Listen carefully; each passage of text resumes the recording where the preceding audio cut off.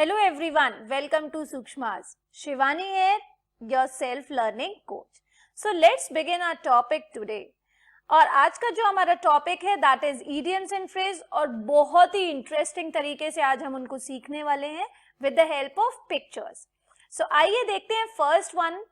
पहला वाला क्या गिवन है, गेट वंस गोट. सपोज आप इसका मीनिंग नहीं जानते, आपको नहीं पता कि होता क्या है.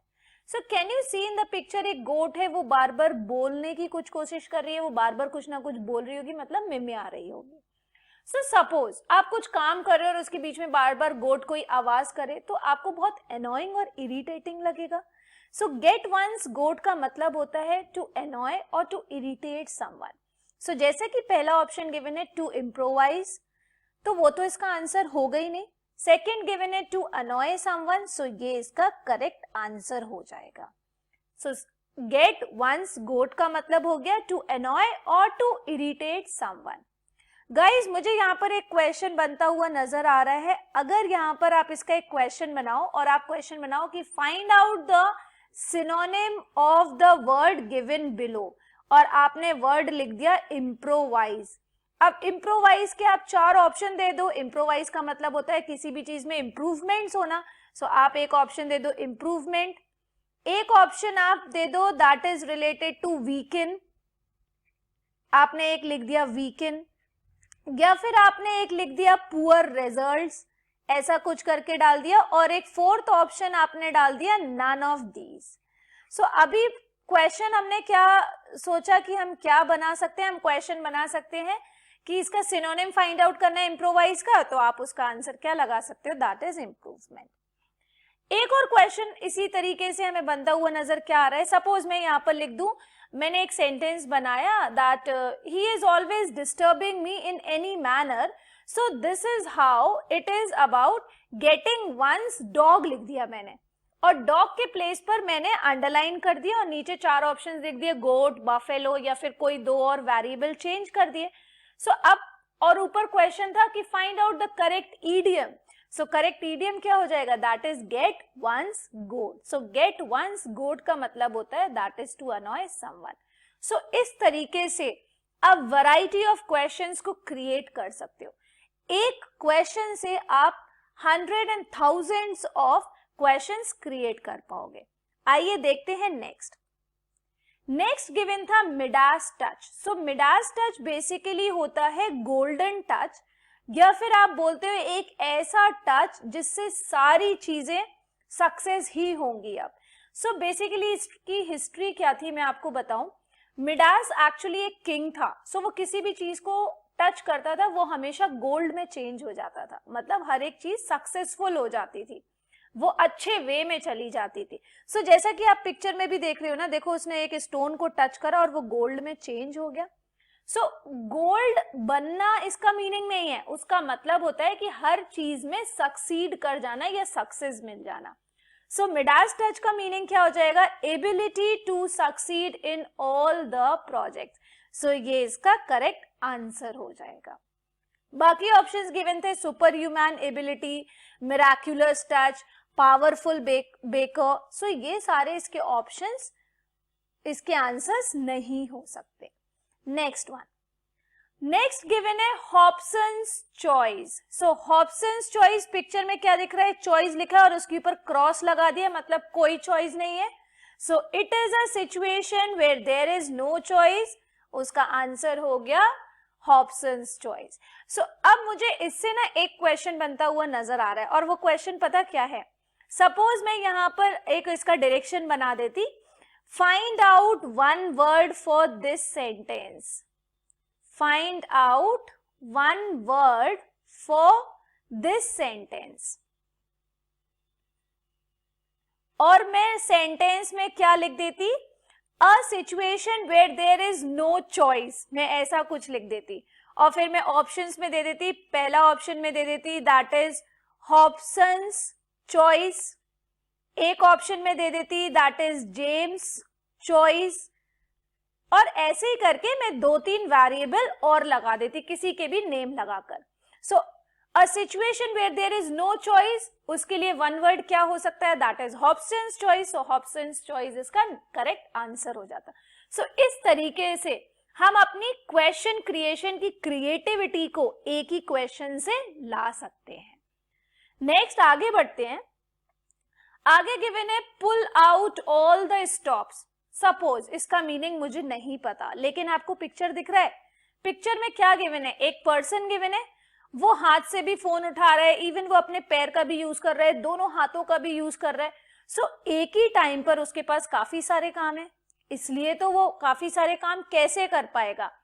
So as spectacular as possible, as slow as possible in a complicated manner or handling various tasks at a time. So इसका आंसर हो जाएगा handling various tasks at a time. अब आप यहाँ पर ऐसा भी कर सकते थे, सपोज आप एक कोई सेंटेंस बनाते, उसमें ईडीएम का यूज करते, pull out all the stops की जगह आप यहाँ हॉल्ट्स लिख देते। हॉल्ट्स का मतलब भी हालांकि स्टॉप्स ही होता है, बट हॉल्ट्स कोई ईडियम एंड फ्रेज नहीं है। ईडियम एंड फ्रेज है क्या, that is pull out all the stops. So stops लगाना ही पड़ेगा। सो इसलिए उसका करेक्ट आंसर आप ऑप्शंस में दे देते स्टॉप्स, एक आप दे देते बस स्टॉप, या 2-3 वेरिएबल और चेंज करके दे देते। सो करेक्ट आंसर क्या हो जाता है, स्टॉप्स हो जाता। सो हम इसके बेस पर फिल इन द ब्लैंक्स का भी क्वेश्चन बना सकते थे। ऐसा आपको दिख रहा होगा ना कि अब देखो स्पेक्टिकुलर गिवन है, उसका ही आप सिनोनिम या एंटोनिम का क्वेश्चन बना सकते हो।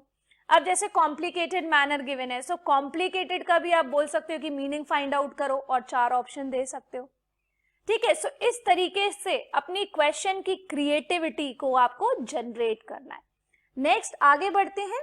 अब आगे क्वेश्चन गिवन है let your hair down. Picture में क्या दिख रहा है, पिक्चर में आपको दिख रहा होगा ना, एक गर्ल है और वो म्यूजिक सुन रही है और वो एंजॉय कर रही है, वो डांस नहीं कर रही है, वो क्या कर रही है, वो एंजॉय कर रही है।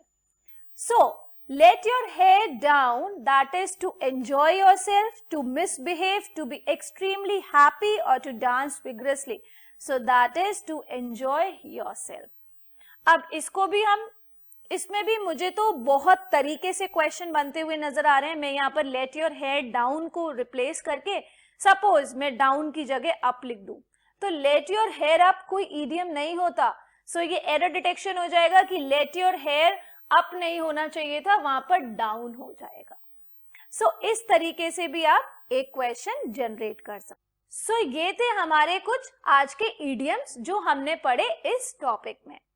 अब गाइस, जैसा कि आप जानते हो, मेरे इस लेक्चर के बाद आपका काम शुरू होता है, और वो है इस टॉपिक को रिवाइज करने का और इसी टॉपिक को प्रैक्टिस करने का। और इस प्रैक्टिस को आसान बनाने के लिए सूक्ष्मास लाए हैं self learning game beyond knowing. So आइए देखते हैं कि ये है क्या। सो जैसा कि मैंने आपको बताया कि सूक्ष्मास लाए हैं आपके लिए एक self learning game that is beyond knowing. So इस गेम में पार्टिसिपेट करके आप अपनी डेली सेल्फ स्टडीज को पूरा कर सकते हो। इस गेम की सबसे खास बात यह है कि ये सेल्फ लर्निंग गेम है, जहां आपको एक सेल्फ मेड क्विज क्वेश्चन, एक आंसर और एक क्विज प्ले करनी होती है, जो आपकी एवरीडे लर्निंग डोज को पूरा कर देती है और खेल ही खेल में आपकी डेली सेल्फ स्टडीज करा देती है। सो आइए देखते हैं कि वो गेम खेला कैसे जाता है। सो आपको ये सूक्ष्मास का प्लेटफॉर्म दिख रहा होगा, यहाँ पर आपको क्विज दिख रहा होगा। जब आप क्विज पर क्लिक करोगे, सो ऐसा पोस्ट क्विज करके एक टैब ओपन हो जाएगा, मतलब एक पेज पर आप लैंड करोगे। यहाँ पर आप जो भी आपने टॉपिक पढ़ा है, उस टॉपिक में से आप एक क्वेश्चन क्रिएट कर सकते हो। जैसे कि मैंने एक क्वेश्चन क्रिएट करा है, choose the correct meaning of the proverb और idiom underlined in the sentence. और मैंने एक बहुत छोटा सा सेंटेंस बना लिया, let us assign her the new project as she has the Midas touch. मतलब उसको नया प्रोजेक्ट दे दो क्योंकि उसके पास मिडास टच है। मिडास टच का मतलब वो किसी भी चीज को छुएगी वो सक्सेस हो जाएगा। सो मैंने उसके ऐसे कुछ 4 ऑप्शंस बना लिए। जैसे फर्स्ट ऑप्शन मैंने बना लिया ability to succeed, second option मैंने बना लिया गोल्डन टच, थर्ड ऑप्शन मैंने बना लिया super human ability, next option मैंने बनाया that is a powerful baker. उसी टॉपिक में से जो हमने पढ़ा था उसमें से ही मैंने इसके ऑप्शंस ले लिए। अब अगर आप क्वेश्चन क्रिएट नहीं कर पा रहे हो तो कोई दिक्कत नहीं है, आप नॉर्मली इसके ऑप्शंस भी मॉडिफाई कर सकते हो, एक करेक्ट ऑप्शन सेम रख लो, बाकी ऑप्शंस को मॉडिफाई कर लो, या फिर आप ऐसा भी कर सकते हो कि इसमें से कोई वर्ड उठाओ, उसका क्वेश्चन बना लो कि फाइंड आउट द मीनिंग और the synonym of the question and all. So इस तरीके से आपको अपना क्विज का जो क्वेश्चन है वो यहाँ पर पोस्ट करना है। अपार्ट फ्रॉम दैट आपको यहाँ पर टैग्स भी लगाने हैं, जैसे ऐसे टाइप का क्वेश्चन वन डे एग्जाम में आता है, सो मैंने one day exam English, one day exam Hindi का टैग लगा दिया। इंग्लिश से रिलेटेड तो था ये क्वेश्चन, तो मैंने इंग्लिश का भी टैग लगा दिया। अब सपोज ये एसएससी के एग्जाम में भी आता है, तो मैंने एसएससी सीजीएल का टैग लगा दिया। एसएससी एमटीएस में भी आता है, तो मैंने एसएससी एमटीएस का भी टैग लगा दिया। अगर आपको लग रहा है ये बैंक के एग्जाम्स में भी आता है, तो बैंक का भी टैग लगा दो, और इसमें एक टैग लगा दो इडियम एंड फ्रेज का। अब अगर आपको लग रहा है कि इसका आंसर फर्स्ट होगा, जैसे मेरे इस क्वेश्चन का आंसर एबिलिटी टू सक्सीड ही होगा, क्योंकि उसको सारे प्रोजेक्ट दे दो, उसके पास मिडास टच है, मतलब ये प्रोजेक्ट भी सक्सेसफुल हो जाएगा। सो मुझे यहाँ ऑप्शन नंबर 1 पर क्लिक करना है और अपने क्विज को सबमिट कर देना है। जब मैं अपने क्विज को सबमिट करूंगी, सो ये इस तरीके से प्लेटफॉर्म पर शो करेगा, इस तरीके से आपके सूक्ष्मास के प्लेटफॉर्म पर आपका क्वेश्चन दिखने लगेगा। अब आप देखो, I told you about the beyond knowing. So beyond knowing पर जब आप यहाँ पर अपना कोई भी क्विज पोस्ट करोगे, सो बियॉन्ड नोइंग पर क्या होगा, मैं इसको रिफ्रेश करके आपको दिखा देती हूँ। बियॉन्ड नोइंग पर जब आप अपने पॉइंट्स टेबल में जाओगे, सो पॉइंट्स टेबल में जैसे कि मैंने एक क्विज पोस्ट करा, सो मेरे पास कितने पॉइंट्स हो गए, 10 पॉइंट्स हो गए। सो मैंने आपको बताया ना कि एक सेल्फ लर्निंग गेम है। सो beyond knowing is a self learning game, जहां पर आप क्विज, अगर कोई क्वेश्चन पोस्ट करते हो तो आपको 10 पॉइंट्स मिलता है, कोई क्विज प्ले करते हो सो ऑटोमेटिकली 27 पॉइंट्स आपको मिल जाते हैं। इस तरीके से आपकी जो पॉइंट्स टेबल है उसमें पॉइंट्स क्या हो जाएंगे, शो होने लगेंगे। Okay guys, so we will end up our today's session here. To get my questions and note, follow me on Sukshmas. This will also allow me to see your versions of self-made questions there.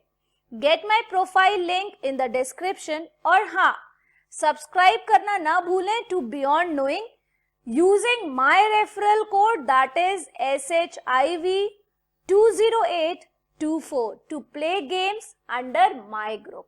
Thank you so much.